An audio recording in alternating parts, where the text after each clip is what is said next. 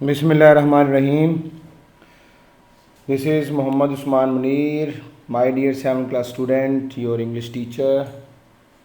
I hope so you will be fine, and by the grace of Allah, you are enjoying your good life.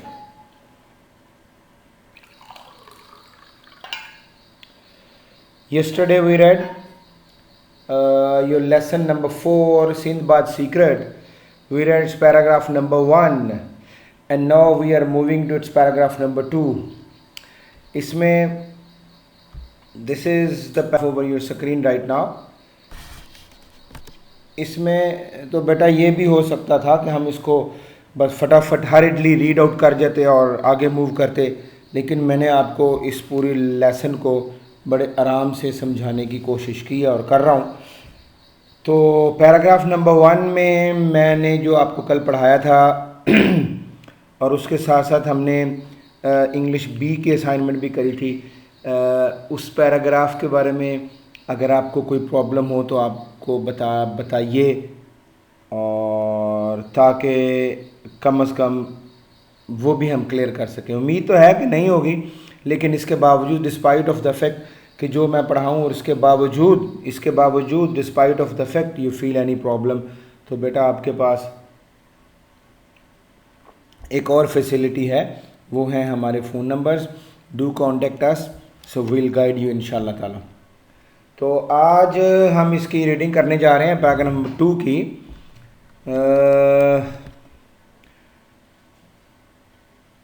Reading, let's start the reading. The owner of the house whose name was Sindbad. जो porter था उसका नाम क्या था? उसका नाम तो Hindbad था ना। What was the porter's name? Porter's name was Hindbad, and so far as the owner of the house name was Sindbad, तो whose name was Sindbad overheard the porter's disappointment. Overheard को underline कीजिए। Overheard होता है किसी की बात को सुन लेना, इत्तफाकन सुन लेना, यूजुअल सेंस में सुन लेना।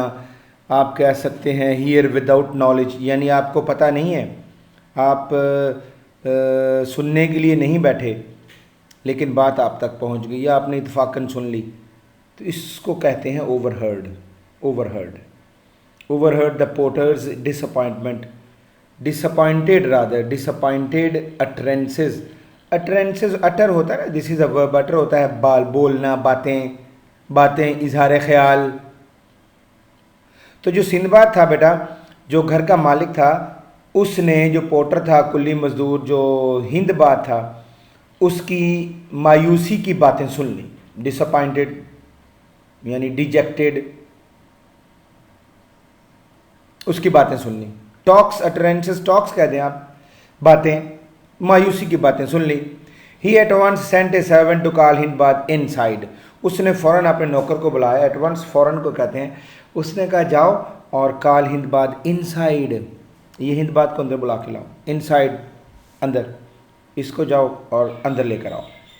When the porters came inside, जब वो हिंदबाद पोर्टर जो था वो अंदर आया, सिंदबाद ऑफर्ड ए मसीट। सिंदबाद ने उसके साथ गुड जेस्चर्स शो किए। ऑफर्ड ए मसीट, उसको सीट पेश की, उसको बैठने के लिए कहा, जिस तरह अक्सर हम लोग ये गुड जेस्चर में आते हैं, जी प्लीज़ आइए, here is a seat, please बैठिए। तो उसने कहा जी बैठिए प्लीज़, हिंदबाद साहब, sit down over here. And rich meal with a kind smile. देखो ना, पहली बात उसको सीट ऑफर की, दूसरी रिच मील, एक अच्छा खाना दिया खाने के लिए, and the third one good gesture, kind smile, अच्छी मुस्कुराहट के साथ मिला, उसको गुड जेस्चर दिए। आगे ना समझ। First offered him a seat, then a rich meal, yes, खाना अच्छा दे दिया, एंड द थर्ड वन, उसको अच्छे तरीके से मिला भी। आफ्टर अ मील, जब खाना खा लिया गया, सिंदबाद आस्क्ड पॉइंटेडली। अब जो सिंदबाद था, पॉइंटेडली होता है किसी से साफ साफ पूछ लेना, सेटरिकली यानी तंजिया अंदाज में पूछ लेना, किसी से साफ साफ पूछ लेना। नाउ टेल मी, अब उसने पूछा, नाउ टेल मी, मुझे बताओ, एक बात बताओ, why are you expressing resentment at your fate. अब रिजेंटमेंट यहाँ पे नाउन है, तो इसका मतलब आप कह सकते हैं एंगर, इसका मतलब गुस्सा, इसका मतलब डिसअपॉइंटमेंट, इसका मतलब नाराज़गी, मायूसी। जो भी कह दें। फेट का मतलब होता है किस्मत। मैंने कल भी बताया था किस्मत तो अल्लाह ने बनाई है ना, तो हमें उसका शुक्र अदा करना चाहिए। Wherever we are and whatever we are.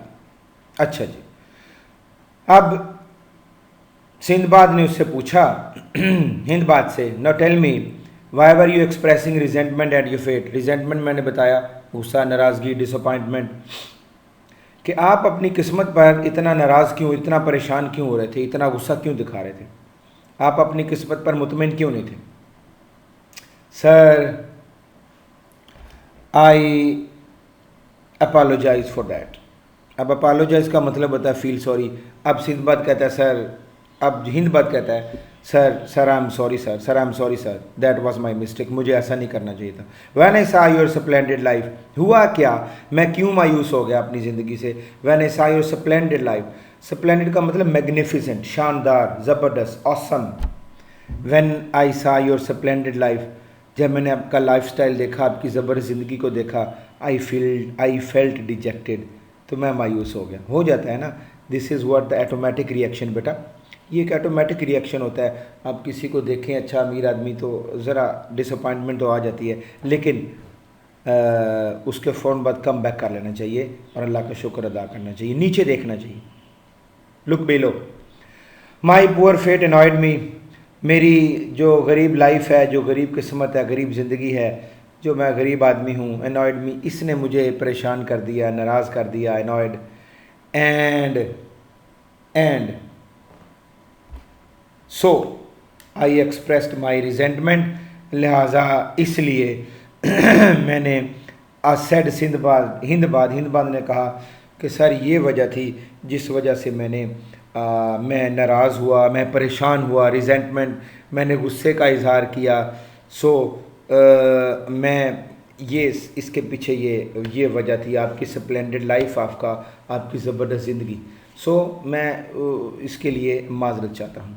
तो बेटा ये था आपका पैराग्राफ नंबर 2। एक पैरा और होगा तो फिर पूरे लेसन के बाद will move to question answers. अब इसको हमने पढ़ लिया।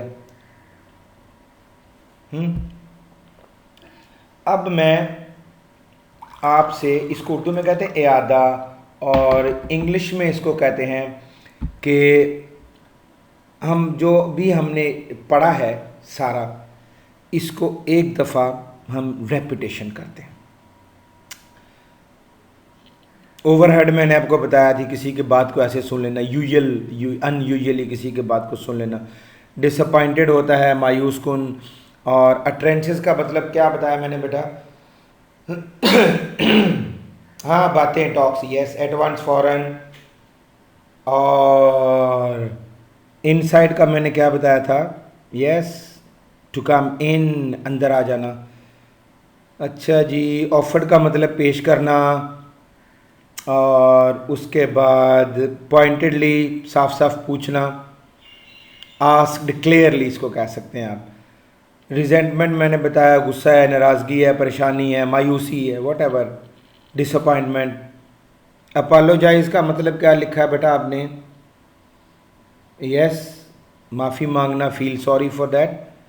और स्प्लेंडेड लाइफ, एडजेक्टिव और नाउन, शानदार ज़िंदगी, मैग्निफिसेंट लाइफस्टाइल।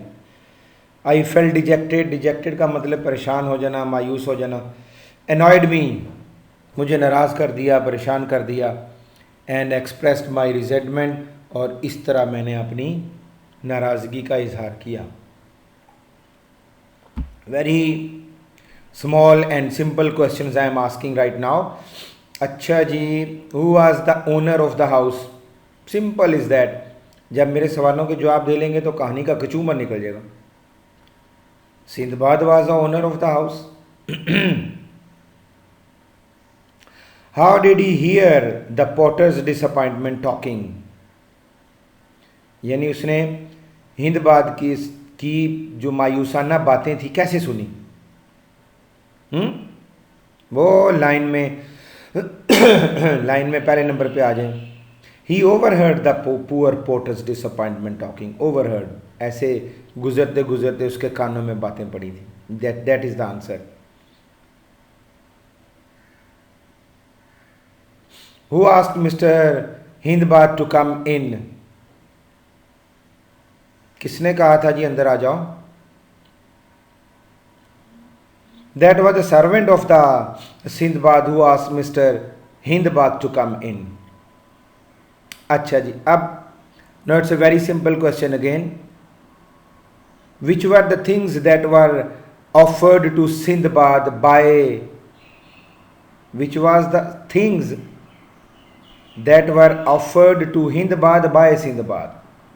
हिंदबाद को कौन सी ऐसी चीज़ें थीं जो सिंधबाद ने ऑफ़र की? बोलिए बेटा। Yes, number one he offered him a seat. Number 2, he presented a rich meal. And number 3, he met Hindbad with a kind smile. खुश होकर मिला।